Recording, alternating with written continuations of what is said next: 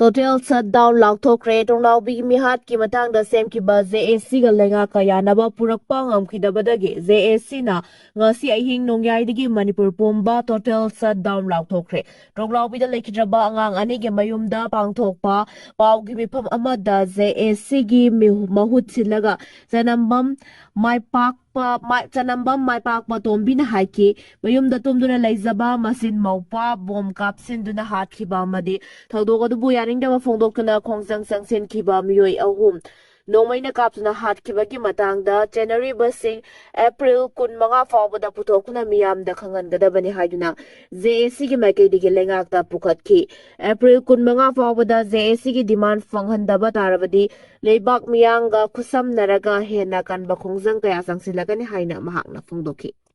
CM nangarang ukrul sakhiba numiki numidang da kuki singna sina kaithel da landarakre ngasi suimfal dagi ukrul sakhiba gari ahum da nomai kapcharakre miyoi ani sire se minister yumnam khamsa na ngarang ukrul district ta khongsat pangthokhiba adugi numit makta da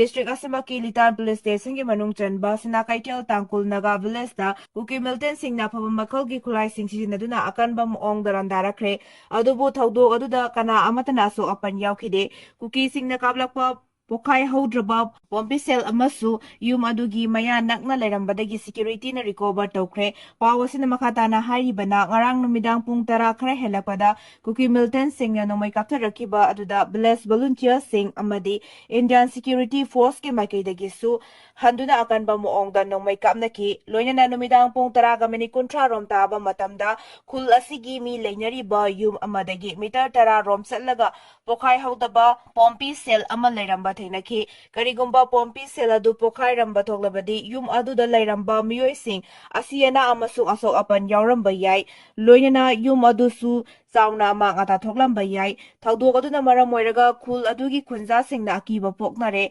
kuki milton singna pompi sijinaduna khul asida pompi sijinaduna attack tawrakhiba asina akaknaba ground rule amagi makhada lairiba su militant sing asina ground rule adunga ngasalibra natragana chatabra bagi asoba nungnangba amal leire maramaduna security force ki makaidagi su militant sing asi makhoi gi designated district thawai saka lehenna ba yauna law and order maintain tawna ba ningkina security force na pro district area da ku militant makhol gi thawong chathaba habasi su gi norms ki mayokani hairi maning tamna thabak tawani taba matamda su authority maikaidagi pendam gari oloyana kuladu security force sing jangba tingle haina laptop National Highway 202 follow Milton sing na kulasida kanumong datek chatakre although to kuki Milton sing amusung thawai kulgi volunteer sing na kanumong da kudong nakre press na pang papaw ki matung inadi kuki Milton sing aduna ta asigi mga ginumidang kung tarakre hembada eteka chataraki bani etek chataraki badugi manung da thawai toy balaski kunja sing na nung takta termendo sing pai mungki eteka da kuki sing na nung may rancha maging takta kapsilaki nung may adu sa kafong Civil Society Organization Working Committee na tangkul naga singna rakliba lebru raba matung amuk hanna numidang pung tagni pang mi kontra mo sumatang ni kontra ram da anirak hanna te katraki akon bagete kaduna sa printerek ki ayuk angan bada Bisnupur district ki Moirang police station ki manuchan na laiba Ronglaubi awang laikai da kuki militant seng na bom kapsiduna tumduna laizaba angang ani laikidaba amaso apokpi mama tamtina sokan kiba tudong adugi matanda JAC na ngarang lenga kawari saladuna yasina ba purakle hai na pongdo khaba matungda thawdok aduda laikhidraba angang ani asiga pokpa mapa oina mangal ngamba na pongdo khibada lenga ki firebasi yaba ngamloi miyam na rakpa wari tasat kene hai na pongdo kre tonglabi awang lekai tonglabi awang lekai da laiba mahat miyam da pongdo khiba pawri thom amada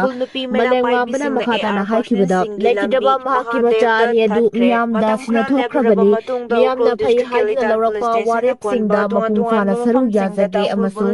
imung manunggi bagai dagi thawdok asida senari bam lihat pa si putopiu ꯑꯃꯁꯨꯡ ꯃꯈꯣꯏ ꯑꯗꯨ ꯃꯔꯥꯜꯒꯤ ꯃꯇꯨꯡ ꯏꯟꯅ ꯁꯤꯕꯒꯤ ꯆꯩꯔꯥꯛ ꯄꯤꯒꯗꯕꯅꯤ ꯑꯗꯨꯕꯨ ꯃꯤꯍꯥꯠ ꯑꯁꯤꯒꯤ ꯃꯇꯥꯡꯗ ꯊꯤꯖꯤꯟꯅꯅꯕ ꯂꯩꯉꯥꯛꯅ NIA ꯗ ꯁꯤꯟꯅꯈ꯭ꯔꯦ ꯍꯥꯏꯔꯤꯕ ꯑꯁꯤ ꯌꯥꯕ ꯉꯝꯂꯣꯏ ꯂꯥꯏꯕꯛ ꯊꯤꯕ ꯊꯧꯗꯣꯛ ꯑꯁꯤ ꯊꯣꯛꯈꯤꯕ ꯉꯁꯤꯒ ꯊꯥꯅ ꯅꯨꯃꯤꯠ 15 ꯐꯥꯔꯦ NIA ꯅ ꯊꯤꯖꯤꯟꯒꯗꯧꯔꯤꯕ ꯑꯁꯤ ꯀꯌꯥꯝ ꯀꯨꯏꯅ ꯆꯪꯒꯗꯧꯔꯤꯕꯅꯣ ꯍꯥꯏꯕ ꯉꯝꯗꯦ ꯃꯔꯝ ꯑꯗꯨꯅ ꯃꯤꯌꯥꯝꯅ ꯐꯩ ꯍꯥꯏꯅ ꯂꯧꯔꯛꯄ ꯋꯥꯔꯦꯞꯇ ꯏꯃꯨꯡ ꯃꯅꯨꯡꯅ ꯂꯦꯞꯀꯅꯤ ꯍꯥꯏꯔꯤ ꯄꯟꯕ ꯌꯥꯕꯗꯤ ꯀꯨꯀꯤ ꯃꯤꯂꯤꯇꯦꯟꯠꯁꯤꯡꯅ ꯕꯣꯝ ꯀꯥꯞꯁꯤꯟꯗꯨꯅ ꯄꯣꯈꯥꯏꯍꯜꯂꯛꯄꯒꯤ ꯊꯧꯗꯣꯛ ꯑꯗꯨꯗ ꯃꯍꯥꯛꯀꯤ ꯂꯣꯏꯅꯕꯤ ꯑꯣꯏꯅꯥꯝ ꯑꯣꯡꯕꯤ ꯕꯤꯅꯤꯇꯥꯁꯨ ꯍꯛꯆꯥꯡꯒꯤ ꯃꯐꯝ 5ꯗ ꯕꯣꯝ ꯃꯆꯦꯠꯅ ꯄꯥꯟꯗꯨꯅ ꯑꯔꯨꯕ ꯐꯤꯚꯝꯗ ꯂꯥꯏꯀꯠꯅꯔꯤꯕꯅꯤ ꯏꯃꯥ ꯀꯩꯊꯦꯜꯗ ꯄꯣꯂꯤꯇꯤꯛꯁ ꯇꯧꯕꯒꯤ ꯊꯕꯛ ꯇꯣꯛꯄꯤꯌꯨ ꯅꯣꯡꯃ ꯄꯥꯟꯕ ꯅꯨꯃꯤꯠꯇ ꯀꯩꯊꯦꯜ ꯗꯨꯀꯥꯟ ꯍꯥꯡꯂꯝꯂꯕꯗꯤ ꯃꯁꯥꯅ ꯗꯥꯏꯇ ꯄꯨꯖꯒꯗꯕꯅꯤ ꯔꯥꯅꯤ ꯍꯧꯖꯤꯛ ꯂꯩꯔꯤꯕ ꯂꯩꯉꯥꯛ ꯑꯁꯤꯅ ꯀꯩꯊꯦꯜꯗ ꯄꯣꯂꯤꯇꯤꯛꯁ ꯇꯧꯕꯤꯒꯅꯨ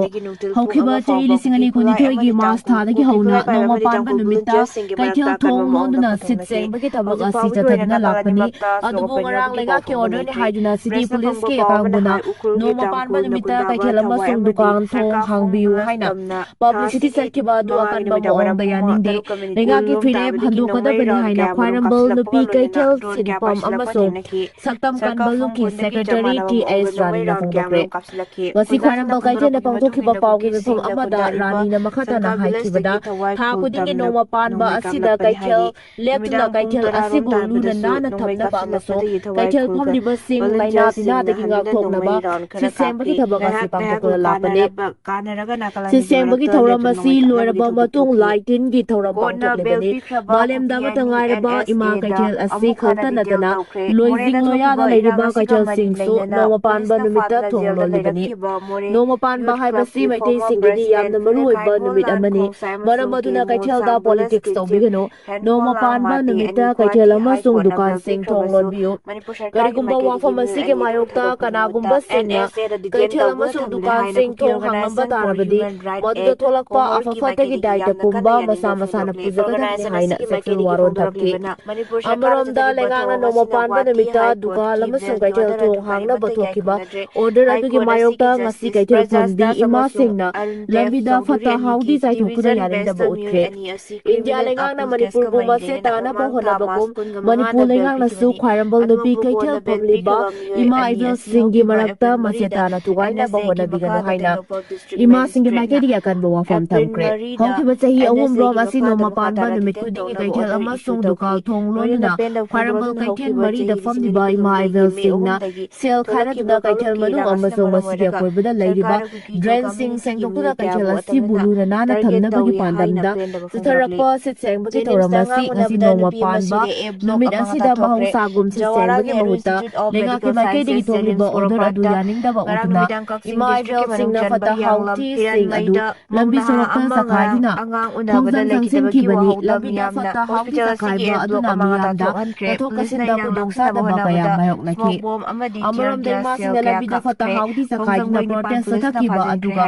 ꯃꯔꯤ ꯂꯩꯅꯅ ꯁꯤꯇꯤ ꯄꯨꯂꯤꯁꯀꯤ OCꯅ ꯂꯨꯆꯤꯡꯕ ꯇꯤꯝ ꯑꯃ ꯂꯥꯛꯇꯨꯅ ꯂꯝꯕꯤꯗ ꯆꯈꯥꯏꯔꯝꯕ ꯐꯠꯇ ꯍꯥꯎꯊꯤ ꯀꯌꯥ ꯑꯗꯨ ꯁꯤꯠ ꯁꯦꯡꯗꯣꯛꯈꯤ ꯁꯦꯟꯁꯁ ꯄꯥꯡꯊꯣꯛꯄ ꯌꯥꯔꯣꯏ ꯍꯥꯏꯕꯒꯤ ꯄꯣꯠꯂꯥꯎ ꯇꯥꯕꯤꯗ꯭ꯔꯦ ꯁꯦꯟꯁꯁ ꯇꯧꯕꯗ ꯁꯤꯖꯤꯟꯅꯒꯗꯕ ꯄꯣꯠꯂꯝꯁꯤꯡ ꯏꯝꯐꯥꯜꯒꯤ ꯄꯣꯁꯠ ꯑꯣꯐꯤꯁꯇ ꯄꯩꯔꯒ ꯂꯩꯔꯝꯂꯦ ꯁ꯭ꯇꯦꯠ ꯑꯁꯤꯗꯒꯤ ꯏꯂꯤꯒꯦꯜ ꯏꯃꯥꯏꯒ꯭ꯔꯦꯟꯁꯤꯡ ꯊꯥꯗꯣꯛꯇ꯭ꯔꯤꯉꯩ ꯃꯃꯥꯡꯗ ꯁꯦꯟꯁꯁ ꯇꯧꯕ ꯌꯥꯔꯣꯏ ꯍꯥꯏꯅ ꯃꯤꯌꯥꯝꯅ ꯂꯥꯎꯔꯤꯉꯩ ꯆꯩꯔꯛ ꯑꯁꯤꯗ ꯁꯦꯟꯁꯁꯇ ꯁꯤꯖꯤꯟꯅꯒꯗꯕ ꯄꯣꯠꯂꯝ ꯀꯌꯥ campaign for just and fair delimitation JFDD team ꯑꯃꯅ ꯏꯝꯐꯥꯜꯒꯤ ꯄꯣꯁꯠ ꯑꯣꯐꯤꯁꯇ ꯂꯩꯔꯝꯕ ꯊꯦꯡꯅꯔꯤ ꯌꯥꯝꯂꯕ ꯄꯣꯠꯂꯝꯁꯤꯡ ꯑꯁꯤ ꯉꯁꯤ ꯅꯨꯃꯤꯠ ꯌꯨꯡꯕ ꯃꯇꯨꯡꯗ JFDꯒꯤ ꯀꯟꯚꯦꯅꯔ ꯖꯤꯇꯦꯟꯗ꯭ꯔ ꯅꯤꯉꯣꯝꯕꯅ ꯂꯨꯆꯤꯡꯕ ꯇꯤꯝ ꯑꯃꯅ ꯏꯝꯐꯥꯜ ꯍꯦꯗ ꯄꯣꯁꯠ ꯑꯣꯐꯤꯁꯀꯤ ꯒꯣꯗꯥꯎꯟꯗ ꯂꯩꯔꯝꯕ ꯊꯦꯡꯅꯔꯛꯈꯤꯕꯅꯤ ꯍꯥꯏꯔꯤꯕ ꯒꯣꯗꯥꯎꯟ ꯑꯁꯤꯗ ꯁꯦꯟꯁꯁ ꯄꯥꯡꯊꯣꯛꯄꯗ ꯁꯤꯖꯤꯟꯅꯒꯗꯕ ꯄꯣꯠꯂꯝ ꯀꯌꯥ ꯂꯩꯔꯦ ꯍꯥꯏꯕ ꯑꯀꯛꯅꯕ ꯄꯥꯎ ꯑꯃ ꯐꯪꯕꯗꯒꯤ JFDꯒꯤ ꯇꯤꯝ ꯑꯗꯨꯅ ꯌꯦꯡꯁꯤꯜꯂꯨꯕꯅꯤ ꯒꯣꯗꯥꯎꯟꯗ ꯂꯩꯔꯝꯂꯤꯕ ꯄꯣꯠꯂꯝꯁꯤꯡ ꯑꯗꯨ ꯏꯝꯐꯥꯜ ꯏꯁ ꯑꯃꯁꯨꯡ ꯏꯝꯐꯥꯜ ꯋꯦꯁ ꯗꯤꯁꯇ꯭ꯔꯤꯛꯇ ꯄꯥꯡꯊꯣꯛꯀꯗꯕ ꯁꯦꯟꯁꯁꯀꯤ ꯊꯕꯛ ꯊꯧꯔꯝꯁꯤꯡꯗ ꯁꯤꯖꯤꯟꯅꯒꯗꯕꯅꯤ ꯍꯥꯏꯔꯤ ꯉꯁꯤꯒꯤ ꯌꯦꯡꯁꯤꯟ ꯈꯣꯠꯆꯜ ꯑꯗꯨꯒꯤ ꯃꯇꯥꯡꯗ JFDꯒꯤ ꯀꯟꯚꯦꯅꯔ ꯖꯤꯇꯦꯟꯗ꯭ꯔ ꯅꯤꯉꯣꯝꯕꯅ ꯐꯣꯡꯗꯣꯔꯛꯄꯗ ꯁ꯭ꯇꯦꯠ ꯑꯁꯤꯗ ꯁꯦꯟꯁꯁ ꯇꯧꯕꯒꯤ ꯃꯥꯡꯖꯕ ꯑꯃꯁꯨꯡ ꯇꯣꯡꯖꯕꯒꯤ ꯃꯇꯥꯡꯗ ꯃꯤꯌꯥꯝ ꯋꯥꯐꯝ ꯇꯥꯍꯟꯅꯕ JFDꯅ ꯇꯣꯉꯥꯟ ꯇꯣꯉꯥꯟꯕ ꯃꯐꯝꯗ ꯀꯦꯝꯄꯦꯟ ꯄꯥꯡꯊꯣꯛꯂꯒ ꯂꯥꯛꯂꯤ ꯍꯧꯖꯤꯛ ꯃꯅꯤꯄꯨꯔꯗ ꯑꯆꯧꯕ ꯏꯁꯨ ꯀꯌꯥ ꯃꯥꯌꯣꯛꯅꯔꯒ ꯂꯩꯔꯤꯕꯅꯤ ꯂꯣꯏꯅꯅ ꯂꯥꯟꯒꯤ ꯑꯆꯧꯕ ꯆꯩꯊꯦꯡ ꯐꯪꯗꯨꯅ ꯃꯤꯌꯥꯝ ꯇꯪꯗꯨ ꯂꯩꯇꯥꯅ ꯍꯤꯡꯕ ꯉꯝꯗ꯭ꯔꯤ ꯃꯁꯤ ꯄꯨꯝꯅꯃꯛ ꯃꯅꯤꯄꯨꯔ ꯑꯃꯗꯤ ꯂꯝꯗꯝ ꯑꯁꯤꯗ ꯈꯨꯟꯗꯥꯔꯤꯕ ꯌꯦꯜꯂꯧꯐꯨꯟꯁꯤꯡ ꯅꯨꯡꯁꯤꯕꯤꯕ ꯉꯝꯗ꯭ꯔꯕ ꯏꯂꯤꯒꯦꯜ ꯏꯃꯥꯏꯒ꯭ꯔꯦꯟꯁꯤꯡꯅ ꯊꯣꯛꯍꯟꯕꯅꯤ ꯅꯤꯡꯊꯧꯀꯥꯕ ꯅꯨꯃꯤꯠꯇ US ꯏꯔꯥꯟ ꯑꯅꯤꯁꯨꯕ ꯔꯥꯎꯟꯒꯤ ꯋꯥꯔꯤ ꯁꯥꯅꯕ ꯍꯧꯔꯒꯅꯤ ꯅꯤꯡꯊꯧꯀꯥꯕ ꯅꯨꯃꯤꯠꯇꯒꯤ ꯏꯁꯂꯥꯃꯥꯕꯥꯗ Islamabadda US amasung Iran anishuba roundgi wari sanaba hawragani haina Iranian authorities na phongdokri nakalanigi mehur kangbu-sing Islamabadda hayeng thunglaba yai haina CNN gi report amana phongdorakli cheraksida US President Donald Trump amasung Iran gi Foreign Minister Abbas Araghchi na Strait of Hormuz mapungfana hangdokle haina phongdokre Araghchi na haiki Lebanonga ceasefire laukthoknakhaba matungda maruoiba ising lambi asi mapungfana hangdokle haina laukthokibani US President Donald Trump ki maikaidagi Iran gi jahaz sing hitangpham da jangthok jangsin tawbada thamba athingba makha tana sakidani haina phongdoki social media platform Truth Social da thagalakpa warol amada Trump ta haiki Iran da chada jama yarana puraktriba forward thingba si makha tana chanaki Constitution 131 Suba Amendment Bill Lok Sabha da maitiba nangre Lok Sabha da ngarang Constitution 131 Suba Amendment Bill 2026 US President Donald Trump da si Raja Sabha maso Lok Sabha gi mitfam sign absorb tawkre Parliamentary bigi sitja da kuthakabugi manungda bagi badamda ukhalakpa bill adu two-third majority fangbangam bagi maikibani Amendment Bill asik matang da lenga party opposition India block mayokta tawre yekna biladu busubotna board janiga marfutara nipan fangsibada bilgi mayokta board janiga kutra fangki biladu pasta upangam jaba Iran Trump ki wafam masi thoidokna lumna lawdabaga loyana maroi baising lambi tingbi kongzangasi makhatana dumok chathaki gani haina phongdoki Israel ki parliament ki speaker Muhammad Ragarangda Gandhi bana hai Israel prime minister Benjamin legislative bodies in the big reserve seat and Trump na West Asia da legi pamyambu awaba ta hanaba thorang kala kolakle February 19 da hokibala nasin maru oiraga maram oiraga mafam kada chauna amaga da thogan kibaga loinana US amadi Israel gi lami singna operation akiba laitaba leba koribo Israel ga manaba muongda Japan su oirakli China yamna pikpa leba orjarabu su technology da relief camp tegi mangkiba angang singjamai thongkhong support sina bora khau manungdagi fangle angang hatpani haiba relief camp da leiminaba ama Japan moredagi lanjilaglaga akam pata hauba relief camp da jangni phomlauguna leibi angang nupi masa ama sina pangkre Asia Israel na wadiba haiba relief camp da leiminaba Japan United States ki matam pumbagi waiba military outpost oirakpa yai haina China na European Times report amagi matungina West Asia da Israel na wadiba fibamsi muong matau sandokna tapayay madudi ahanbada mapoising US maikidigi military gi matay amasong diplomatic support thongbalebagni anisubada Israel asi yumlon na balebak technology da amasong military da sakti leba yamna hindi aduga anisubada wathok lako matamda yamna nakaising bunong action locally masi anaba matamda threat ngakongna akapasong na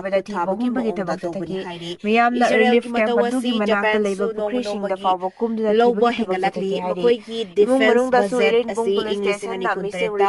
CPD ki chada matungdarakpada Imphal East amadi Imphal West District Police ki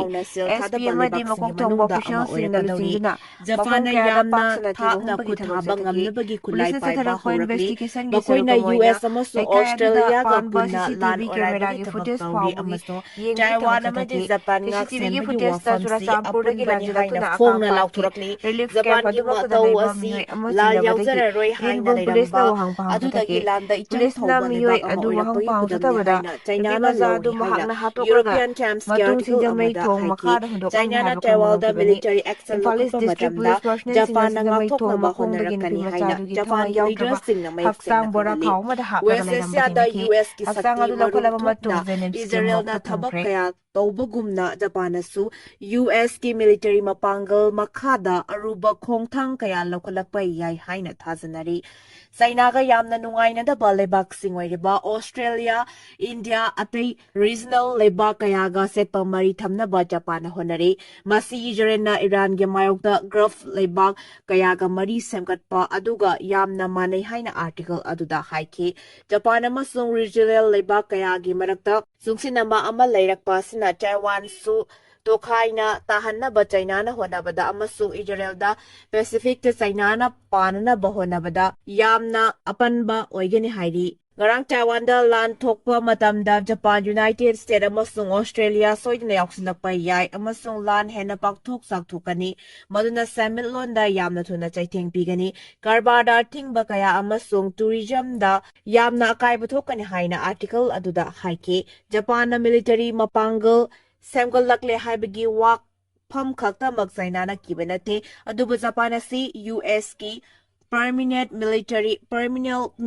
base oirakpa yabagi fibam masida kibani masigi fibam si hena mayek senglakliba makai Taiwan nasu khudum sangsinna ba China gi pandam hena mami samlakani haina thajanare